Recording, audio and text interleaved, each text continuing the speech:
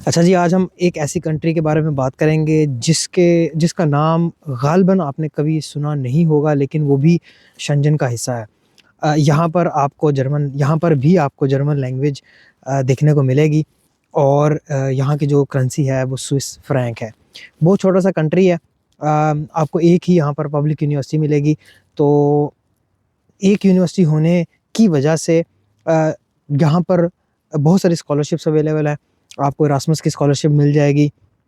University बहुत सारी grants देती है और ट्यूशन वेवर स्कॉलरशिप्स आपको मिल जाती हैं। बहुत सारी यहाँ पर आपको अपॉर्च्युनिटीज़ ऐसी मिल जाएँगी, जो लोग अफ़ोर्ड नहीं कर सकते वो यहाँ पर आ सकते हैं। लेकिन ये कंट्री इमिग्रेशन करने के हवाले से बिल्कुल भी बेहतर नहीं है, बिल्कुल भी अच्छा नहीं है, क्योंकि यहाँ पर इमिग्रेशन होती ही नहीं है। लेकिन ये आप एज़ अ गेटवे यूज़ कर सकते हैं, गेटवे के तौर पे स्टडी कर सकते हैं। यहाँ पर स्टडी करके आप दूसरी यूरोपियन या शेंजन कंट्रीज़ में मूव कर सकते हैं। तो ये कंट्री है लिechtenstein। तो आज हम बात करेंगे लिechtenstein के ऊपर और हम देखेंगे कि कैसे आप यहाँ पर एज़ अ स्टूडेंट मूव कर सकते हैं। फ़ीस तो है यहाँ पर, लेकिन बहुत सारी स्कॉलरशिप्स आपको यहाँ पर देखने को मिलेंगी, जिसकी वजह से आप यहाँ पर मोस्टली 50% स्कॉलरशिप और बहुत रेयर होता है, समटाइम्स आपको फुल फ़ी वेवर जो है स्कॉलरशिप यहाँ पर मिल जाती हैं। तो अगेन हम 15 सवालों के जवाब देते हैं। ये हमारी सीरीज़ की 25वीं वीडियो है। 24 कंट्रीज़ के ऊपर हम बात कर चुके हैं। अगर आपने 24 कंट्रीज़ के ऊपर नहीं अभी तक देखी, तो हमारी प्रोफ़ाइल में जाके आप वो 24 कंट्रीज़ देख सकते हैं। हम तकरीबन तमाम कंट्रीज़ को हम जो है वो कवर कर चुके हैं। जो रिमेनिंग कंट्रीज़ हैं उनमें ग्रीस है, क्रोएशिया है, स्लोवेकिया है और आज हम लिechtenstein के ऊपर बात करेंगे। तो कॉस्ट से शुरू करते हैं और अंत तक चलते हैं। कॉस्ट जो है यहाँ पर आपको तकरीबन जो मैं आपको यहाँ पर प्राइसेस बताऊँगा वो सारी की सारी स्विस फ्रैंक में होंगी, यूरो में नहीं होंगी। तो उस हिसाब से आप जो है अपने करेंसी में कन्वर्ट करके देख सकते हैं। तो सबसे पहले यहाँ पर आपको एप्लीकेशन फ़ीस देखने को मिलेगी। एक ही पब्लिक यूनिवर्सिटी है और वहाँ पर आपको 100 कुछ कोर्सेज़ की 100 यूरो एप्लीकेशन फ़ीस और कुछ कोर्सेज़ की 120 यूरो एप्लीकेशन फ़ीस देखने को मिलेगी। जिस भी कोर्स में आप अप्लाई कर रहे हैं, आपका 100 से 120 यूरो का खर्चा यहाँ पर आपको पर कोर्स देखने को मिलेगा।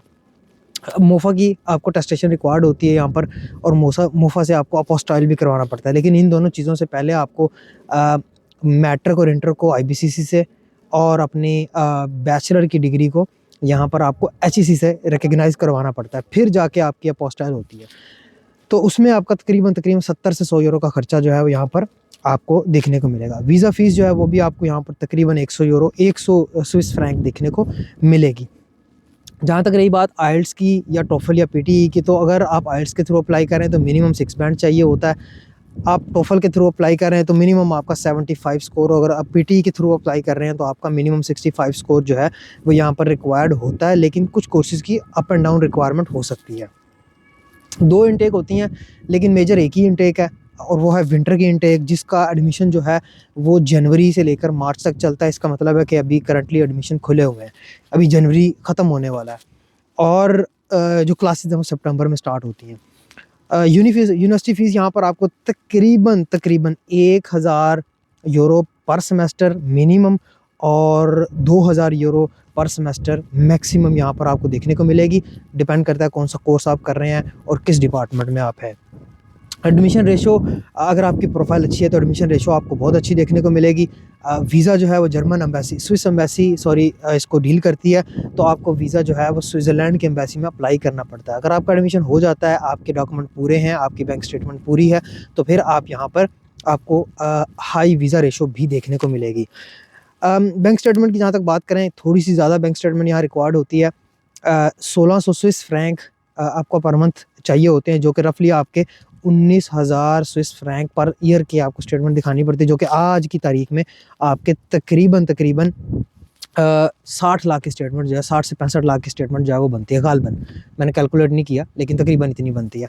इसके अलावा आपको 3000 स्विस फ्रैंक जो हैं वो यूनिवर्सिटी को सिक्योरिटी डिपॉज़िट भी करवाना पड़ता है, क्योंकि वो आप कंप्लीट करेंगे तो आपको 3000 फ्रैंक जो है यूनिवर्सिटी डिग्री कंप्लीशन के बाद आपको वापस दे देगी।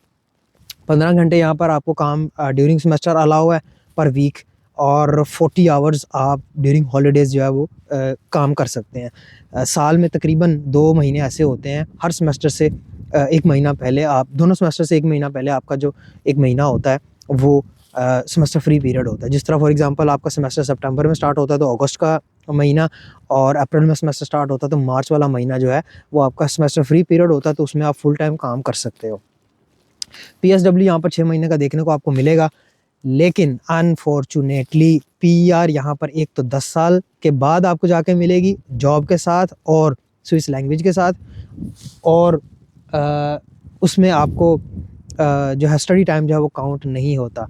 और पासपोर्ट तो भूल ही जाओ, आप यहाँ पर पासपोर्ट कोई नहीं मिलता। 30 साल की रेजिडेंसी के बाद आप जाके कहीं क्लेम कर सकते हैं पासपोर्ट, लेकिन वो भी उस सूरत में जब आपकी लोकल इंटीग्रेशन हो और अवामुन नास में से कोई 2 बंदे आपकी गारंटी दे दें कि ये यहाँ पर इंटीग्रेट हो चुका है, तब आपको पासपोर्ट मिलता है 30 साल के बाद। और स्कॉलरशिप की जहाँ तक बात करें तो स्कॉलरशिप अगेन यूनिवर्सिटी की अपनी बहुत सारी ग्रांट होती हैं, हर कोर्स की अपनी ग्रांट हो सकती है, हर डिपार्टमेंट की अपनी ग्रांट हो सकती है। इरास्मस प्लस भी यहाँ पर आपको देखने को मिलेगी। यूनिवर्सिटी की जो है वो मेरिट बेस्ड स्कॉलरशिप भी है यहाँ पर। REED स्कॉलरशिप जो रीड स्कॉलरशिप है वो भी यहाँ पर आपको देखने को मिलेगी, और रॉयल सोसाइटी की अपनी एक स्कॉलरशिप है। तो ये 8-10 स्कॉलरशिप जो हैं वो आपको यहाँ पर देखने को मिलेगी।